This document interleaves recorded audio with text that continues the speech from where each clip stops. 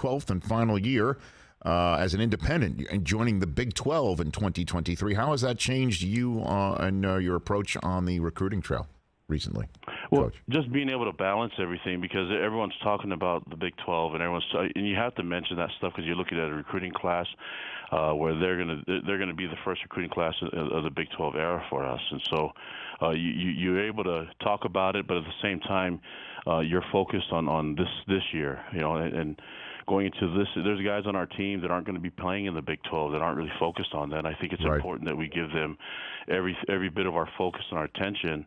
And at the same time, we can wear many hats. We can micromanage a lot of different things, but the season is the most important thing. That's first priority.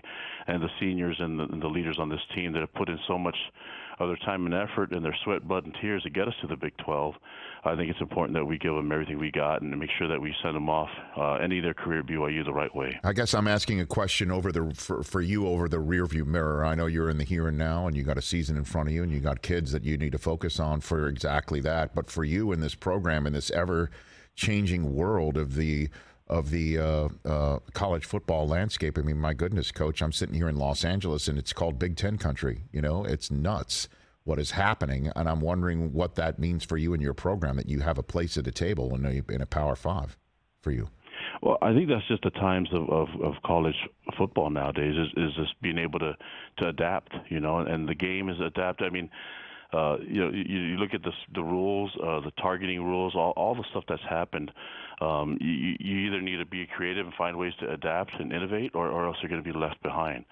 And I'm thankful that I work with the administration, with the staff, that's all about innovation, all about creativity, trying to find ways to adapt to the rules and the things that we're allowed to do, with the mindset of keeping the players our first priority. And as we do that, I think the years of being an independent has been really helpful for us, that we've had to just not knowing our schedule completely and being in tough spots and having to travel to different places, not having the consistent schedule. That's our world. We've been living in a world where it's completely adapt to whatever happens and who you can schedule games.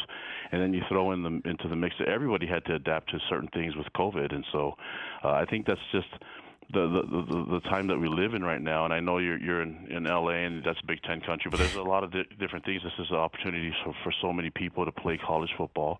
And when it all gets down to it, in the next few weeks, it's going to be all about ball, and I think that's the focus would not be on the players on the field, rather than all the other stuff that the players actually can't control, and that's where I think for us coaches, we're focused on these young men and trying to give them opportunities to play and have a great experience. At the same time, we know that they're still going through that transition from a young man to an adult, and hopefully we can have a good impact in their lives and help influence them to be better in the community. Well, do you think that BYU could get lost in the shuffle? And I say that by talking about just hearing the national conversation always being discussed about the SEC and the Big Ten and who's going to join them, and then there's going to be a conference and a super conference. I mean, that's what I believe this is all headed towards right now, that it's going to be similar to professional football, where it'll be 32 teams or 32 teams in a conference and 32 teams in another conference, and there'll be a Super Bowl. That's the way it seems like it's going, and I'm wondering what you think about all that, Coach. Yeah, I can't live in the hypotheticals. I live in the reality, and knowing that sometimes those, and I'm trying. I say that by not being blind to what's ahead of us, but at the same time, focus on the here and now. We'll take care of the rest. If we can do our job on the field and make ourselves relevant, then the rest is easy. So that's going to be my focus and the focus of our team. We can't control everything. We've already been through that already, and so adapting to the right things and having a great attitude is going to be the key. Hope and wishing for things is not a good strategy. So we want to get things done that we can control, and that's the product that we can put on the field, and making sure that I can get the most out of these players individually, and that cohesively as a team we can function really well and be one of those teams and those programs that people will always talk about. So how does NIL affect your world, Coach Sitake? Yeah, I think NIL has been really wonderful for the student athletes to be able to make money off of their name, image, and likeness. I'm all for that. I think that our jobs as coaches is to guide these young men and the football program and give them good advice. And sometimes the money is great, but I think what we're trying to do here at BYU is give them opportunities to start. I mean, imagine being 18 years old and starting your retirement fund already, or investment fund.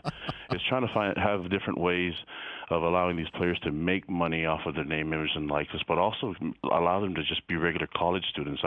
I'm all for them getting money, but maybe there's different forms and different ways and creative ways that we can actually prepare for their future, so that when they're graduated and they're in the young family, that they actually have something that's in the bank, or something that they can fall back on. They put down on a house, things like that, and know that they have some good basically good foundation of wealth.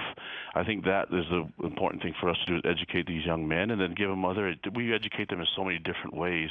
Now we've just had to add the financial responsibility to our duties and our responsibilities, and I'm all for it, because it gives these young men opportunities to do things, with their name, image, and like stuff that I didn't get to do. I'm definitely not going to be one of those old guys that said, "Man, I wish that happened when I was there. That we had it rough." No, we had it pretty good too, and these young people are doing everything they can to take advantage of the opportunities that they're given. And I think it's important that I support them along the way. I know BYU Cougars are normally more mature or older than most. Are you handing out ARP cards to the kids now? Is that what you're doing there? Coach Sitake, is that what's happening?